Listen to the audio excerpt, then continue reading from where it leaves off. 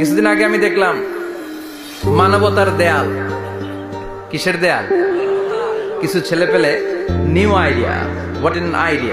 Idea বের করেছে যে এটার নাম মানবতার দেয়াল।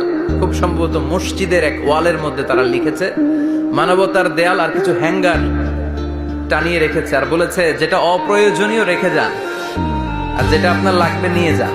এই যে শীত, প্রচন্ড শীতে অনেকের জ্যাকেট নাই, আমাদের কয়েকটা করে জ্যাকেট, জাম্পার, সোয়েটার, চাদর, মাফলার, অনেকের একটাও নাই, আছে না নাই? তারা দেয়ালের নাম দিয়েছে মানবতার দেয়াল। এখানে আপনার অতিরিক্ত পুরান জ্যাকেট থাকলে রেখে যান। তো অনেকে পুরান জ্যাকেট, মাফলার, চাদর ওখানে ঝুলিয়ে রেখে গিয়েছে, আবার লিখে দিয়েছে যার লাগবে তিনি নিয়ে যান। যার মাফলার নাই, যার জ্যাকেট নাই, চাদর নাই, তারা এসে নিয়ে যাচ্ছে। এটা একটা সুন্দর আইডিয়া না? তো চায়ের দোকানে ছেলেপেলেগুলো যদি মারামারি করতো, অপরাজনীতি করতো, গুতাগুতি করতো, কিলাকিলি করতো, তাহলে মাথা থেকে এই আইডিয়াগুলো বেরোতো? কথা বলেন। Human capacity is amazing.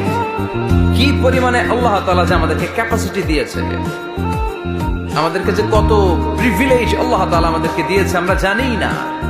আমরা আমাদের দেহে কত শক্তি, সম্ভাবনা নিয়ে যে ঘুরে বেড়াই আমরা অনুধাবন করি না। এজন্য সময়গুলোর কাজে লাগাও।